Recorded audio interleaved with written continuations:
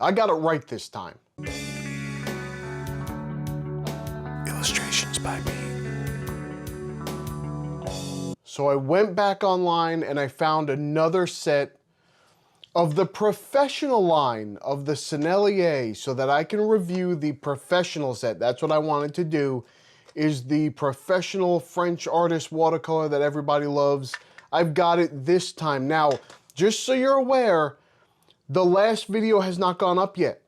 Well, at least in my time. In your time, you already saw it last week. I didn't see it yet, or I didn't see your reaction yet.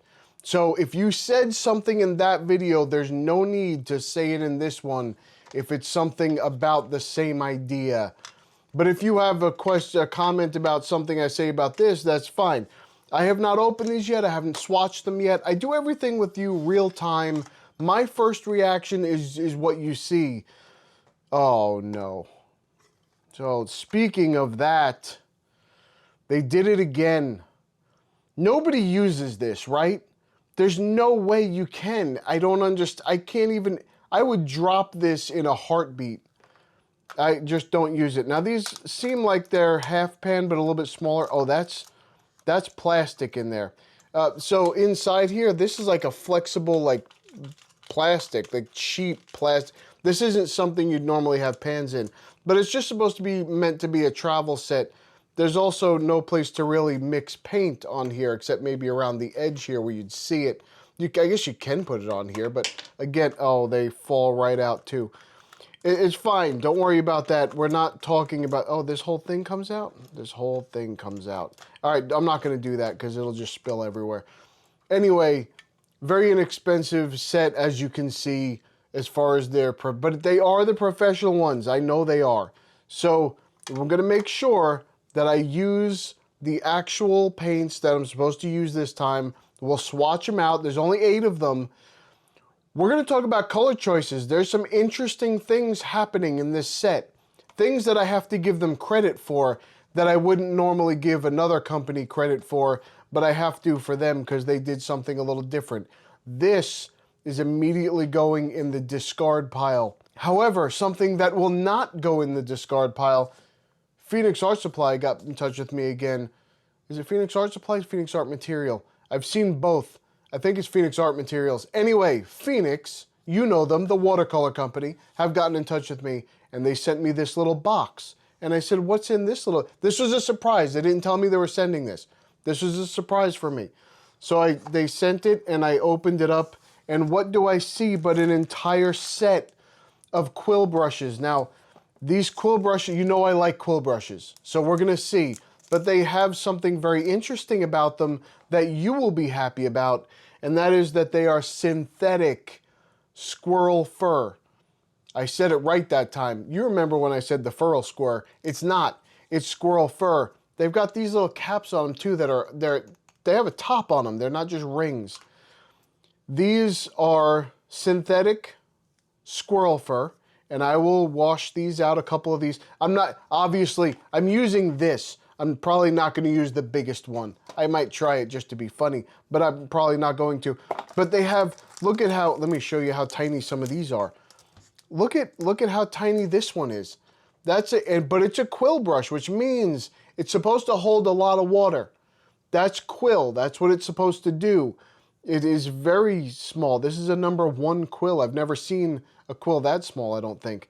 But I will wash these out and I will use them in the painting part, not in the swatch part. I'm gonna use the water brush for the swatch because I'd just be rinsing it out constantly. What I'm gonna do with the set is not really rinse the brushes at all when I do the painting. So when I do that, I will make sure to use these and I'll use them right on there. I'm gonna wash these out, of course. You always wash them out. They have that brush stiffener in them that I fanned out a little bit, but you still wanna wash them. You still wanna make sure that you've rinsed that completely out. You don't want that stuff in your paint.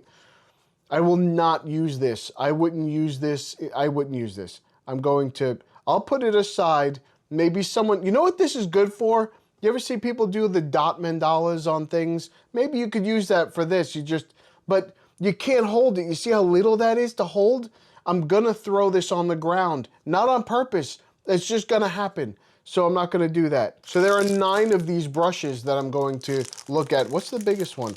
This looks like it's the biggest one. It's a number 7. Is that bigger than the other one? No, I have a number 8. I have a number 8, so that means I have a 0 somewhere, I guess. A 1. Yes, there is a 0.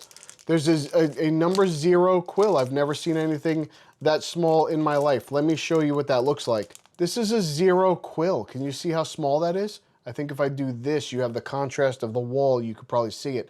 That's tiny, isn't it? That's a tiny quill brush. I don't know if I fluff it up a little bit. It's still a very tiny quill brush, but it's going to hold a lot more water than a round of this size because it's a quill brush and it's the faux squirrel. So it's designed to hold water. We're gonna test some of these out. I'm probably gonna test out this 0. We'll try the 0 and then I'll go up a couple and try that one and we'll see. I may end up with the largest number 8 and just to play around with it, but we'll see. So these were not sent by themselves. They did send me something else that I did know was coming. I have a bigger set coming from Phoenix. We're gonna do that. I did not think my voice would hold up for this video to do the bigger set. It's a different kind of set than what we've already looked at, but that video will be coming up soon. Probably the next video that you see, we'll get into that one. It's a nice set. It looks very nice. I like it. I think it's, and they do something that no other company does, and I will give them credit for that.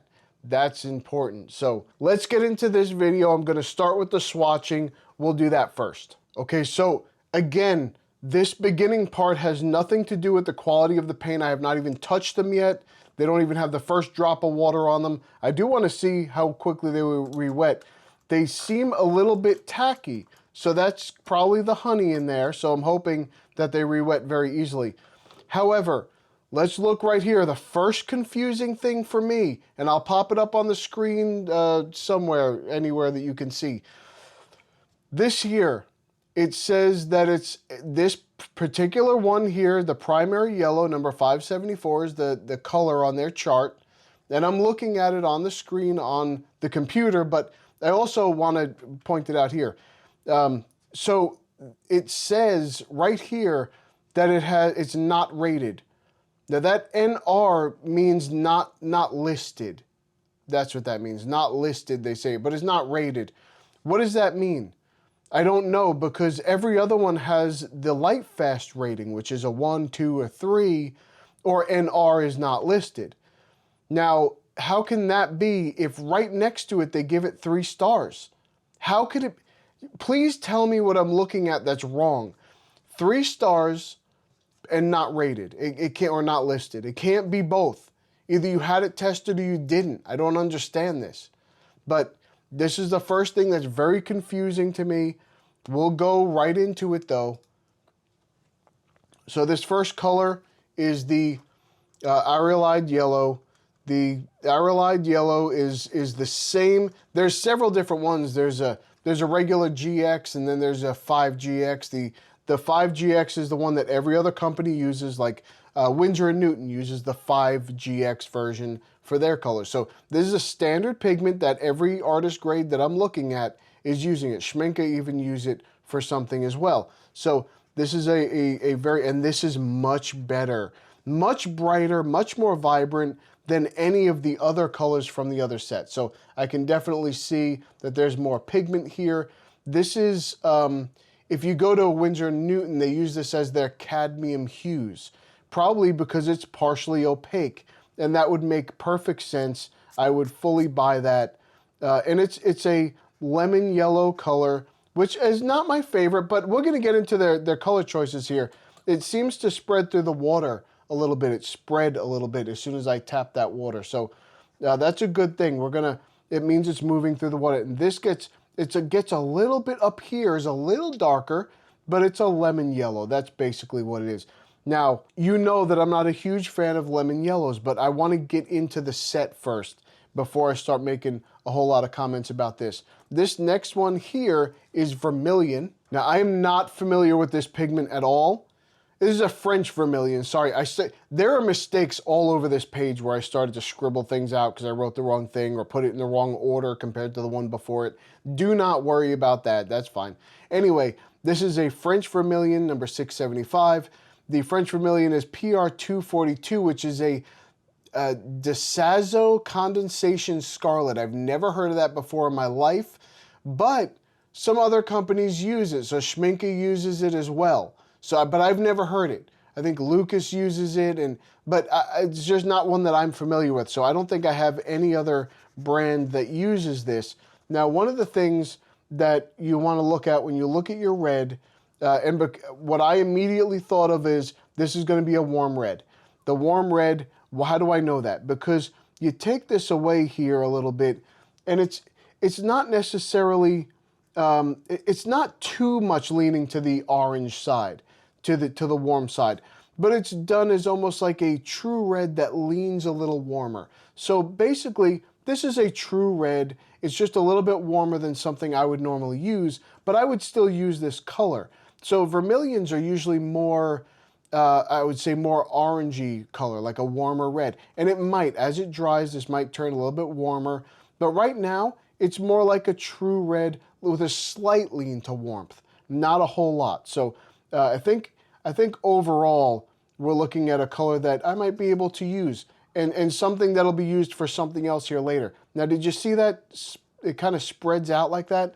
That's good. I like to see that. Not all paints do that, and paints that don't do that are fine. That just means that they're not moving that much. But I like the ones that flow through the water, especially when I do the kind of paintings that I'm about to do. So definitely a move in that right direction for me for this set. And so far, these colors are beautiful. They're bright and vibrant, much more than the other set. I will give them credit for that. They look very nice, and they look like they will glow behind the ink, which is what I'm going to do here. Okay, now this is different too. So this is a Sennelier Blue 344, and it has the phthalo blue green shade. That's what the choline 3 means. That's the green shade. And the PW4, which is the zinc oxide. Now, the zinc oxide white is different than the titanium white in that it's a little bit more transparent. It's not, don't get me wrong, it's not transparent at all. It's just, let me put it this way, there's a little less tinting strength on it. So you have to use more of it compared to the titanium white. But also, in my opinion, it appears more warm when you put it down on the page. So it's like a warm white compared to the titanium white, which is a little bit cooler, a little bit more of a true white. Now this using the phthalo blue-green shade is a cool blue. So it's, like I said, not a lot of tinting strength. So it doesn't really warm it up. You can tell that that is a cool blue color. Almost like, I'm a little surprised that they did that. I don't know what the purpose of doing that was. Compared to every other set just having a standard phthalo blue, but it does give it a slightly lighter hue so that maybe it would work a little bit better in skies. That could be the reason. Maybe this is more of a landscape set kind of thing. I don't know. We'll see as we go through. This did get warmer as it dried, by the way. So this is leaning a lot more warm down here. It's a lot more of a true red in the mass tone, but down here it's a little bit warmer. Still not bad. I can still use this. When you dilute it out completely, it looks a little bit cooler than the actual diluted out part here. So it's a little cooler when it's completely diluted out. So overall, this is close to a neutral red. It just leans a little bit. So it still does, but it's not a bad red. I cannot fault them for this. I'm not a big ultramarine person, but this is a French watercolor. They're using a French ultramarine blue. What am I going to say about it? And they're using the PB29, which is the ultramarine blue, and the PV15, which is not one that I'm familiar with. I haven't used very many of those, but it is the violet ultramarine, or ultramarine violet, however you want to say that. So yeah, I would say more like ultramarine violet is probably what most people say. But it is also used in many other companies. I'm just not familiar with it. It's used by Daniel Smith and Winsor & Newton, and there's a lot of companies that use that PV15 transparent. This is the first one that's fully transparent. So let's see. And the French ultramarine, usually if you get a regular ultramarine, it means it's a warm blue. But the French ultramarine adds a little bit more warmth to it, a little bit more red into the color, which is that PV15. It's the ultramarine violet that they add to it. So This is just like an ultramarine, but because of that extra color, it actually looks a little bit brighter than your standard ultramarine color. So it's a little bit more vibrant because that ultramarine violet is also in there. So in my opinion anyway, I think that looks a little bit brighter than some of the other ones I've used. I think there's a hair in that. There is. Okay. Anyway, so this is a light fast of one also. Now, if you notice, and these spread very well through water, which I'm very happy about. That's why I love the core watercolor, because they spread so well. But if you look at these, this one's not rated, but has a 3 light fast, which is excellent. This one here is excellent with a 1. This is excellent with a 2. Again, we're getting conflicting results here because on the other page, which I'll put down again on the bottom, the 2 is supposed to be a 2. It's not supposed to be a 3. But so this is conflicting again. I'm not sure what's happening here. But then we go back to the 1 being the 3. So that's how it's supposed to be. It's easy to confuse me. I've said that 100 times. They are confusing me with this information. The paints are beautiful and gorgeous, and they're bright and vibrant. They're wonderful paints. They're professional paints. I just don't get how they're doing this. Okay, now this is the Phthalo Green Light. I don't know why they did this one. Usually you get regular phthalo green in here, but they wanted to do the light. So you have the phthalo green blue shade, which is the PG7. The PY155 is the benzimidazoline yellow. Now we call that benzy yellow for short. A lot of people have issues pronouncing that. That's one word I can pronounce. If there's a word I can pronounce, it's benzimidazoline. Now, this is a 3 with a 2 again. We're getting confusing again, and you can see how I messed up because I put this at the end. It's transparent as well. Let's see how transparent it is because it doesn't look it. That looks like a spring green, which is more opaque in every other brand is when it looks like that. But because of and I say that that's partially opaque. I don't know. I think that that's opaque. I don't think that that's transparent. Let me look on the website and see how they have it rated. Yeah, 805, they have it listed as fully transparent. I don't think that is. I don't, as a matter of fact, let me try something here. I'm just gonna put a line here for a second. I'll let that ink dry for a second because I don't wanna pick it up. And I'll come back to that and we're gonna put a little bit on that and see what happens because I'm saying that that is a little opaque. That's what I think it is. At least semi-opaque. This part down here might be wonderfully transparent, but I'm saying this part up here, that's opaque. So this is sap green now. We're doing the French or ultramarine, or the ultramarine, not French ultramarine. We're doing the ultramarine PB29, and we're doing that benzimidazoline yellow, semi-opaque or semi-transparent, however you want to read that. Again, the 3 with the 2, you're killing me. I don't understand any of this. That's fine. I just don't get it if you're, whatever you're doing. Okay, so let's see the sap green. Let's see if this is a good sap green. So again, I could see the partial. Yep, I can see how it's a little opaque there. I would say that they both are. And I would say that that's a deeper sap green than some of the other companies. So I like that. And I think that's because they use the warmer blue in there instead of the cooler blue. If you use the cooler blue and you put too much of that yellow in there, you're probably going to end up with a lighter color. Up in here, I can see the color that I would identify mostly with the sap green. Down here, it gets a little bit yellow, but that's okay. That's fine.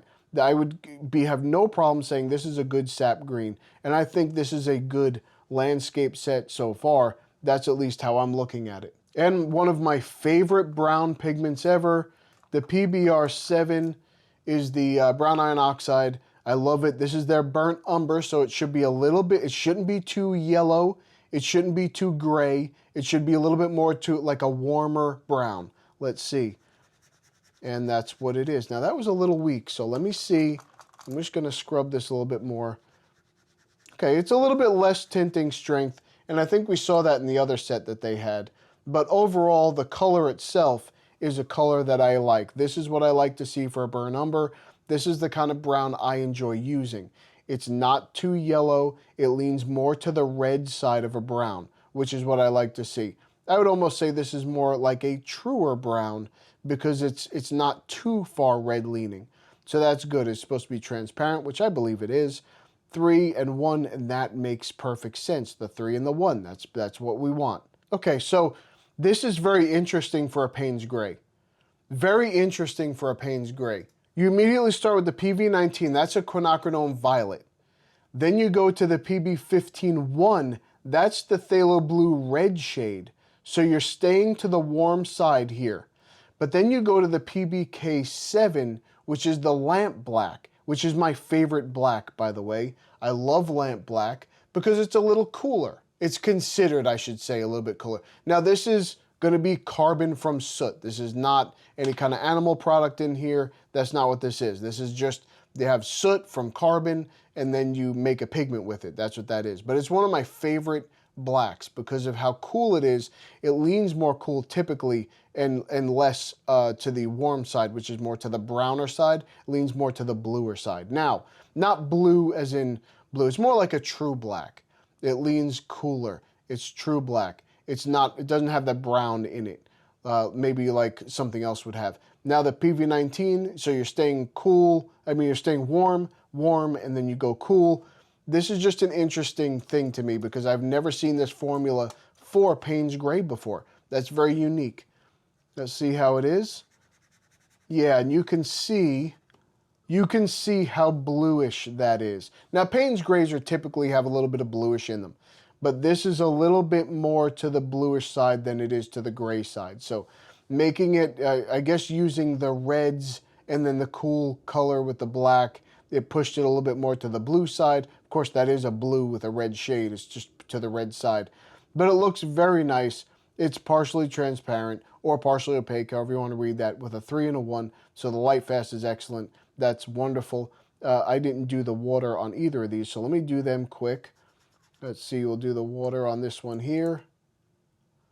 And then we'll do the water on the next one. I know, some of you, I feel your OCD happening. It happens for me too. I realize it afterwards that I didn't do something. Oh, that spread a lot. And it bothers me. Okay, I think that looks great. So let me tell you something about this palette as far as I'm concerned. What I see with this palette is I want to thank them first for not doing a split primary set. Usually these little sets, you have 8 colors, right? A warm and a cool yellow, a warm and a cool red, a warm and a cool blue, and then you usually have something like a green and a brown. That's usually what you're looking at. But they didn't do that. Thank you. I hate that. I want something interesting. Challenge me to use what's here is fine. I don't mind that. But don't give me all just split primaries. Here they did. This is a split primary set here, just between the blues. Everything else is, no, I can't say that. This is, the greens are almost like a split secondary because you have more of a yellowish green here and more of a bluish green here. So that could be considered split, but it's not a primary. It's still, you're looking at some extra. So they gave you a very cool lemon yellow here, which may mix very well with this French vermilion to get that orange color. So you can get an orange out of this set even though you have a yellow and a red, instead of just giving me a warm yellow, which is fine, or a completely warm red. They gave me more of a neutral, leaning a little bit, and here we go. So I'm happy with this, I guess. I'm not big on the cool yellows or the warm reds, but I guess in this set, I might let that work. Now, I don't know how these are going to mix together. We have to do that. I'm going to mix these two together or these two together and see if I can get some kind of purple, because usually you have a warm red and then you have a warm blue. It's kind of doesn't work, or a cool blue. It doesn't really work because it's leaning away from the blue. I'll show you that. We'll talk about that for a second. The greens, I will never use this color. I know everyone else will use it to mix. That's fine. You do what you need to do. I won't. I'll use this one, and I like this color. This is a really nice color. This is a deep sap green, so I really like it, and I enjoy it, and I'll definitely use it in the set. I love this brown. I'll definitely use this, and I love a Payne's Gray. So most of the colors in this set, even though they're not always the colors I would pick if I was going to pick my set myself, I could still use this whole set, leave it just the way it is. Again, I don't like this one. I might pull it out and put like a white gouache there, just so I have some gouache to mix with it, because I like to do that too. But overall, I'm happy with the colors. I can deal with this set, and I like the way that they are. The paints themselves, beautiful, very bright and vibrant. Other than the burn umber, everything is a high tinting strength. The burr number is a little less. I've seen that in their other set as well, which is fine. It's just, that's just what they chose to the direction they chose to go with it. It doesn't mean anything's bad with it. It still is a beautiful color with professional pigments in it that you're going to use that are light, fast pigments. So I have no problem using that. Okay, so let's see if I can get what I said I could get on these paints here. So I'm gonna put some yellow here. We'll do that. And then I'm gonna go ahead and add some red to it and see if we can get a nice orangey color, which is a color that I love to use. So you can put this in here, and then yeah, you can get kind of a, that's a weird kind of orange yet. Hold on, give me a second, we'll mix a little bit more in there. Again, you have a cool yellow, so it just depends on how you're using the yellow. It doesn't really turn into an orange, does it? Let me mix it on a plate. So let's see if that changes if I mix it on a plate. Again, I'm gonna use these on the paper. That's how I'm gonna mix these, no matter what. I'm just not gonna mix these on a plate. I just won't do it. Because I'm gonna use this as a travel palette. So if I do that, it's not gonna have a plate around to use it. So what I think is that that red is such a high tinting strength that I have to add the yellow back into it to get any kind of color. And then, yeah, it's basically the same color that I have there. It's an orange, but it's a lighter orange. It's almost like a, I don't even know how to explain it. It's a different kind of color. Let's see if I put a little bit more yellow in it. How about then? What does it do then? It just gets a little bit lighter, but it's still that color. So I would say you can't really make too much of an orange, but if you like that color, that's a nice orange. It's not bad. There's nothing wrong with it. It's just not a true orange, not a big orange that you would use. It looks like there's a lot of granulation in it though, which is also nice. I like to see that. Okay, now can I get a purple? So I will mix it in the plate for everybody else. I'm gonna do two of them because I'm gonna try and mix two different purples. Let's see if I use the cooler blue. Now I'm gonna explain this a little bit, but why this might not work. And it's gonna, yeah, so it's gonna get a very dark, dull, grayish purple. And that's what I was expecting with it, because, which is still a nice color. There's nothing wrong with that color. It's a pretty color, and it might even start to separate a little bit because of the two colors that are there. So I have no problem with that. Now I like, it's a muted down color. I like that, but there's a reason why it mutes, and I'll explain that here in a second. This one may mute as well. As a matter of fact, that's what I'm expecting it to do. Yeah, it's a little bit brighter. A little bit brighter of a color, but still a very muted purple. Not very bright and vibrant for a purple, but there's a reason for that. Let me explain this to you. Let's just say you have your yellow here, and then you have your, we're gonna put the blue over here, and we're gonna put the red over here, just for me explaining this. When you have two colors that lean away from each other, so here you have a cool blue. What does that mean? Well, think of the red and the blue as being, this is warm, and this is cool. Okay, when you look at this here, okay? Now, when you have a yellow that leans this way and you have a red that leans this way, they're leaning away from each other. Or they're leaning, one of them is at least leaning away from the other one. So it kind of grays it, dulls it a little bit. It's not exactly the same. When you have a blue that leans red this way, and you have a red that leans yellow this way, which is what we have, again, same thing happens. Now it's even worse. This one here is more muted because the blue is leaning away from the red and the red is leaning away from the blue and going towards yellow. So when you have that happen, it gets even more dull.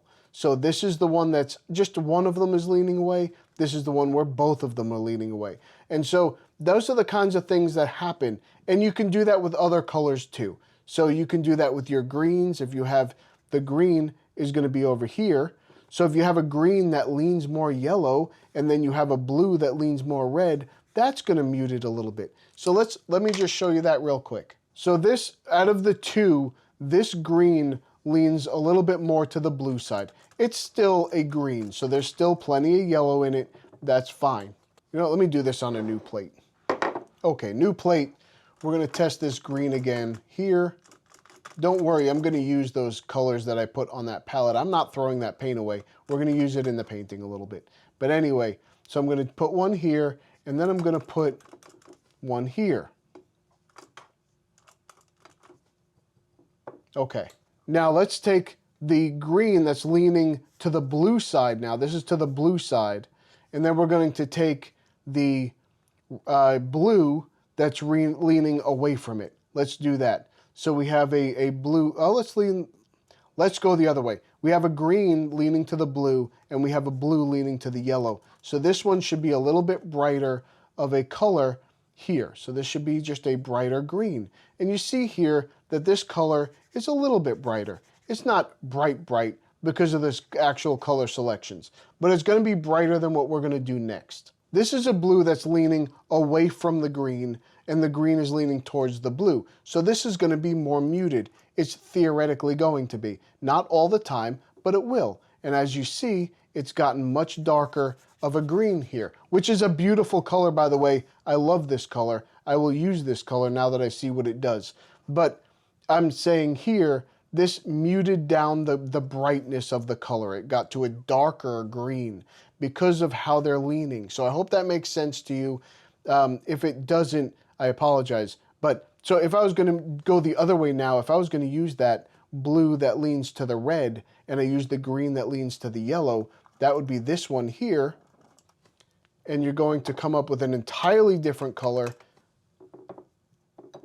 Now you have two colors leaning away. You have the green leaning to yellow, and now you're going to be using a blue leaning to red. So this one should mute a little bit more, theoretically.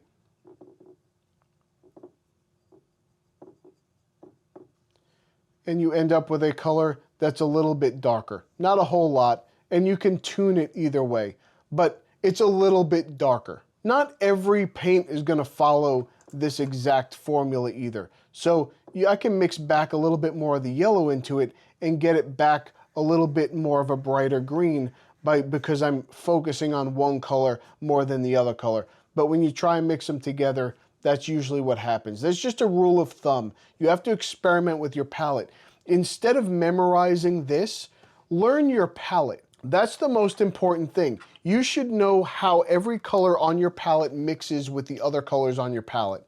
That's more important than knowing what the pigments are or knowing what is going to happen over here. And sometimes people ask all the time, well, what's the point of learning the pigments that are on your palette? Aside from whether they're light fast or whether they're toxic or whether you can tell a bunch of other things. If you give me a pigment, I can tell you, oh yeah, I know that pigment is more transparent. I know it's toxic or non-toxic. I know that it's warmer or cooler. You can tell that if you know your pigments, but you don't have to. None of that information is necessary. All you need to do is know your palette. It's the most important thing is that you use your palette as much as you can to make as many different colors as you can so you know what it's going to do, and that's all you actually need to know about it. Now, I will say with a caveat that you do want to know if something's toxic. Maybe you want to know that. Or maybe you want to know if something is transparent. That's important. But if you use it, you'll know that. Or you might want to know if it's light fast. Now, that's something that you may have to wait 50 years to find out. So you don't want to wait that long to find out about your palette. So you look it up and say, hey, is that pigment typically more light fast than the other ones? And so that gives you some idea. However, they have confused me and not given me that idea here because the numbers are not adding up with the light fast things. I'm going to say that they're fairly light fast, or at least good light fast on all of them, and some of them are excellent, but some of them I have no idea. All right, let's get into the painting. You thought I forgot about this. You thought I forgot about that line right there. I wasn't going to do it. I was just making you squirm a little bit, that's all. Okay, let's see. I'm going to say that this is going to be slightly opaque. And it absolutely is. I have no, yeah, that's definitely slightly opaque or partially opaque or semi-opaque or semi-transparent or whatever you want to say. This lighter part down here, no problem. It's not sitting on top of the line, but everything after that or before that is sitting on top of that line. So I'm going to say this is semi-opaque. I don't think that that's transparent at all. Okay, now we'll get into the painting. Okay, so all in all, what do I think about these? I think they're great. I think they are professional grade watercolor. They are exactly what they say they are. I did this one and it did glow a little bit from behind. It was just, it's harder because I just want to say this. It doesn't look as bright because of the colors that I had and the choices I had to make mixing them. So because of that, they didn't look as, they didn't pop so much on the page. However, I will say that they are very nice watercolor. If I had the right color selection to put them into this set, I think I would have had a much brighter piece in the end. The only things I didn't mix really in the background were the blue that I first put on there. Then the reason that I did that is because I wanted that to look like a sky, that's all. And then on the foreground, I did some greens. And I went straight in with first the phthalo green light, then with the sap green, then I put a little bit of Payne's gray, and then a little bit of the French ultramarine, and just kind of made that a little bit flowy, or tried to anyway, give it a little bit of texture with the different colors, and mixed them on the page, but I didn't mix them in the dish. Everything else was mixed one color. So the orange up towards the top, the purple that comes down, the pink in the beginning, the blue on the back end, all of that was done by mixing it. And even though it's a muted palette, the colors that came off on this piece, I absolutely love. The colors that were showing up are colors that I would use all the time in my work. So even though I'm mixing them all into one puddle and putting them in, I think everything worked out great. I really like how those clouds came out in the upper part. Some people might not like the way that they came out. I love them. And it was thanks mostly to these brushes. Let me tell you something about these brushes. I'm going to do a better review of those brushes in the other video when I do the Phoenix watercolor. I just wanted to try these in this piece and see how they were. And I absolutely love them. For a faux squirrel, I will tell you, they do exactly what they need to do. See, if I move it like this, see how it stays that shape? That's what squirrel does. It's a little bit more of a limp brush. But the faux squirrel, because these are synthetic, and that's what you all have been asking me for, is synthetic brushes, I think these hit the mark pretty good. I will have their link down below, but I will also do a full review of them in another video, probably the next one, when I do the Phoenix Art Materials watercolor. I will do that, and that's a bigger set. It's about 48 pans. We'll go through it. Don't worry about that. So were these different than the other set? Yes, they absolutely were. I was looking at the swatches. The swatches, you can see the lighter on the other ones. They were a little bit lighter than these. Even though some of them use the exact same pigments, they were still lighter, and probably because there's a heavier pigment load in the, what they're calling the artist grade set. So, but they were just as easy to mix on the page. I thought they were very smooth to mix on the page. I didn't have any trouble with that at all. They mixed wonderfully well. They were very smoothly blended, which is, I thought, something that only the other set was supposed to do, because it was said it was formulated specifically for that. But I found this set just as easy to mix. But I guess overall, this set was a little bit more opaque. So it wasn't really apples to apples. I didn't have the exact same colors. Like 1 or 2 colors were the same. The rest of them were 3 colors. I think 3 colors were the same. The rest of them were not. I want to compare apples to apples when I do that. So I'm probably going to take this set, and I was looking at it again. I'm probably going to get rid of the cool yellow. I'll probably swap out a warm yellow. The warm red I'll probably swap into either a true red or like a real true red, or a cooler red like I'm used to using. And then instead of that yellow phthalo green, which you know I don't like. However, this one was not a staining. It didn't stain that much because there's other color in it. So it did not stain that bad.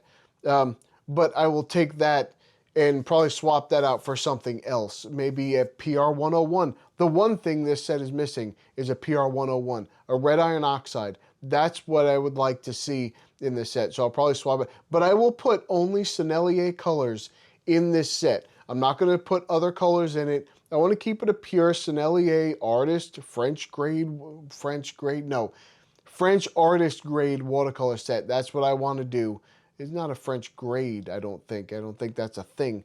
But that's what I want to do. And so I will make sure that I get that done. It's going to be a little while. Now, I'm going to do a lot more watercolor on the channel. I do a lot of watercolor, but I think I'm going to focus mostly on reviewing watercolor sets. So the professional line of watercolors. Not always just the sets, but maybe a set that I put together. But I want to stick with the watercolor because I do enjoy it the most. I'll still do some color pencils and some acrylic markers here and there, but I want to stick with the watercolor for 99% of what I do because it's what I enjoy the most. And also the ink. I'm going to put the ink in all of my watercolor. That's just what I'm going to do. But I may do a watercolor and add a colored pencil, or do a watercolor and add a pastel pencil, or a marker, alcohol marker, or paint marker. I might do something like that, but there will always be watercolor in it from now on. I think that's really what I want to do. So that's what I'm going to stick with. And I think all of you use watercolor more than anything else. Watercolor is very approachable. It's very easy to get into, and you really don't make much of a mess with watercolor. It's not really a big deal, especially if you use the water brushes like I do. Most of the time, that's very easy. Now, if you go switch over and you start using these quill brushes, which I do highly recommend, I think they're beautiful brushes. And I used the 8. You saw it in the background, and it held all the water and moved things around just like I wanted it to. And I think slightly less water than a regular squirrel brush would be, but they held a lot of water. I'm going to have to say that because it is slightly less, but it is still very good water retention here, and it gets to that sharp point, which some squirrel does not always do. Some of the squirrel brushes don't get to that sharp point. You see that sharp point on that thing? You see what I'm talking about here? That is a sharp point on there. And that's something I love about the quill brushes, is that they have that sharp point. So this is all water in here, and then you're just using the very tip to paint with. And it's wonderful. So you can get just as fine a line as you can with the 0, as you can with the 8, which is lovely. It's wonderful just how much water is inside and holding it back. And I did use an 8, a 4, and a 0 because I wanted to spread that across a couple of different sizes, and I did. And I used I think I used the 4 during most of it, and then in the bottom. But then when I got to some of the extra little added lines I wanted to do and some of the clouds, I went into the 0, and it worked wonderfully. So, and it was because of that I got the effect that I did in the clouds that I was trying to get. I've never been able to do that before. I tried many times before, but I think the effect that I got in the clouds is exactly what I wanted to get in the clouds, and I'm very happy with that. So from now on, my cloud brush, there it is. And this, to me, you tell me, I don't know, it looks like a grumpy frog. Do you think it looks like a grumpy frog? I hope it's not too grumpy. Like these people popping up on the screen here, they're never grumpy. They're never, ever grumpy. They're always smiling and happy, and they're the shiny, happy people from the song. That's just how it is. So thumb up the video if you are going to check out Sennelier, or if you like Sennelier, or if you even have never heard of I'm sure you have heard of Sennelier. Everybody's heard of Sennelier. They're a very popular brand. They do have a quality to them that is very nice. They were very easy to use, very easy to blend. They stayed wet very quickly because of the honey that's in them, and they stayed tacky before they were wet. So I think that's why they're very easy to re-wet. It's because of the honey that's in them. And that's supposed to be why they glow a little bit. And I think that some other reviewers have maybe not given them the credit that they deserve when they put them up against some other paints, because I think the Sennelier brand is very nice. I think they're a very nice set, so long as you get the colors that you use. That's the important part. All right, I'm sure there's some more here to show you. Let's see what I have. So I have the professional set here, the Aqua Mini. I don't know, oh wow, that's bubbled on the back. Oh, that's where I took the thing off. Never mind. I just ruined the whole take. All right, let's start over. So there are 9 of these, and I think this is an 8. Is this the biggest one? How is that the biggest one? How are there 9 brushes and the biggest one is an 8? How'd they do that? Oh, they have a 0. They have a size 0. What's a 0 brush? Do you know what a 0 brush is? I have no idea. And one of the things I wanted to try... No, I didn't sneeze. You saw that. I almost sneezed. That was snuck up on me. It didn't happen though. That was strange. Okay, don't worry about that. And I really like the effects of the clouds. The clouds in the sky. That's not a hard word. This thing looks like a grumpy mother. We're gonna call this thing a grumpy mammoth. It's a grumpy rock. Is it a rock? This thing does not look happy. It's like a grumpy, I don't know. Is it like a grimace? Do you remember Grimace? I remember Grimace. Big purple thing. This is not a grimace. It's a grumpy Grampus. What's a Grampus? I don't know what a Grampus is. Is that supposed to be a Krampus? What's the thing at Christmas that everybody, it's like European thing that's supposed to be terrible or whatever at Christmas time. I don't know what it's called. This thing looked like it swallowed its dentures. No, these don't smell like anything except maybe plastic. Yeah, they're I'm guessing Taclon or something. I don't know. I don't know what they are, but I know that they're synthetic. I told you we'd be sniffing more brushes. If you would like to join our community, go to illustrationsbypete.com. You can come in, you can put your own artwork on the site and promote it. You can find some inspiration in the free reference photos. You can just use them however you want in your artwork. You do not need to credit me. Or you can come into the forums and talk to some people and maybe give some advice and maybe find a little bit of information that helps you. So come check us out. All right, that's about it for me. I'm going to go. I'll see you in the next one. Bye.